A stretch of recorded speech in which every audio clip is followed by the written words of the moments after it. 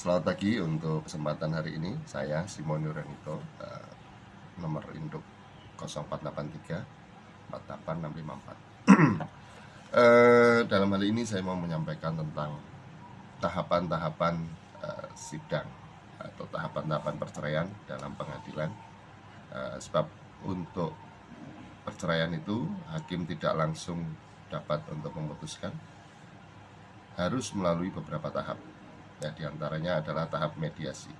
Mediasi itu upaya untuk menjembatani untuk penyelesaian secara damai dari kedua belah pihak. Untuk tahap yang pertama yaitu tahap pendaftaran gugatan perceraian, di mana tahapan ini dilakukan oleh penggugat datang ke pengadilan, melakukan pendaftaran, lalu melakukan pembayaran, dan selanjutnya pengadilan akan memberikan nomor atau memproses nomor perkara ke administrasi. Selanjutnya untuk tahap yang kedua adalah penetapan majelis hakim dan pemanggilan para pihak. Ya. Dalam hal ini setelah perkara terdaftar, maka ketua pengadilan akan menunjuk majelis hakim yang akan memeriksa perkara. Selanjutnya pengadilan akan memanggil penggugat dan tergugat secara resmi untuk menghadiri sidang pertama dengan tanggal dan tempat yang sudah ditentukan. Lalu pada tahap yang ketiga, yaitu setelah pemanggilan, tahap yang ketiga adalah sidang yang pertama. Nah, pada saat sidang pertama ini, majelis hakim akan memeriksa identitas para pihak, yaitu pihak penggugat dan tergugat, lalu memastikan kehadiran mereka. Dan apabila kedua belah pihak ini hadir, maka hakim wajib memerintahkan mereka untuk melakukan mediasi sesuai dengan Peraturan Mahkamah Agung Nomor 1 Tahun 2016 mengenai proses mediasi di pengadilan. Untuk tahap selanjutnya yaitu pemilihan atau penunjukan mediator. Ya, dalam kesempatan ini para pihak diberi kesempatan untuk memilih mediator yang akan dipercaya untuk melakukan mediasi. Nah, mediator ini bisa dari hakim yang bersertifikat mediator maupun dari mediator non-hakim.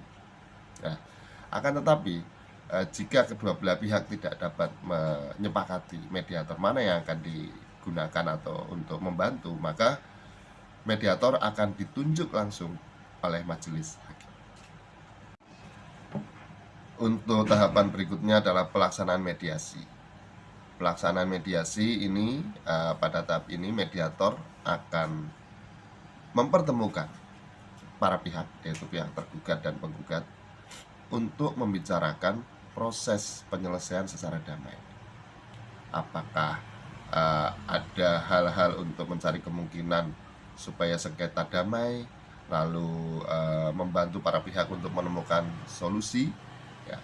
Dalam hal ini mediator tidak bertugas untuk memutuskan, tetapi hanya memberikan mediasi saja atau perantara atau mengupayakan damai. Untuk tahap keenam, yaitu untuk selanjutnya adalah upaya perdamaian oleh mediator.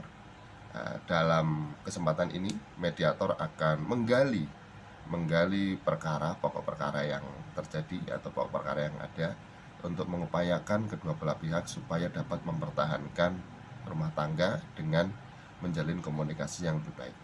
Tapi dalam konteks atau dalam perkara perceraian, jika hal ini terjadi perceraian, maka mediator akan mengupayakan untuk membantu memberikan solusi terkait hak asuh anak, terkait dengan nafkah anak, nafkah mantan pasangan, dan harta. Tahap berikutnya yaitu tahap hasil mediasi. Ya.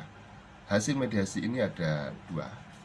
Untuk satu berhasil, yang satu tidak. Nah, jika tahap berhasil, mediasi berhasil, maka mediator akan membantu menyusun kesepakatan perdamaian secara tertulis yang selanjutnya akan diserahkan kepada majelis hakim dan akan ditetapkan menjadi akta perdamaian. Dengan demikian, masalah sengketa dianggap selesai dan tidak perlu melanjutkan ke pemeriksaan perkara.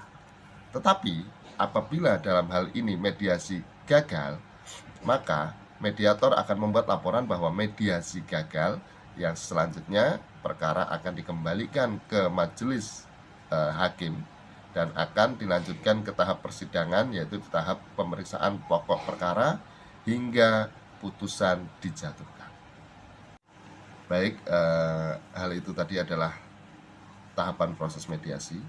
Ya, perlu kita ketahui bahwa mediasi adalah tahapan terpenting dalam sebuah perkara supaya kita bisa menemukan solusi yang terbaik untuk kedua belah pihak tanpa melanjutkan ke tahap persidangan yang lebih lanjut.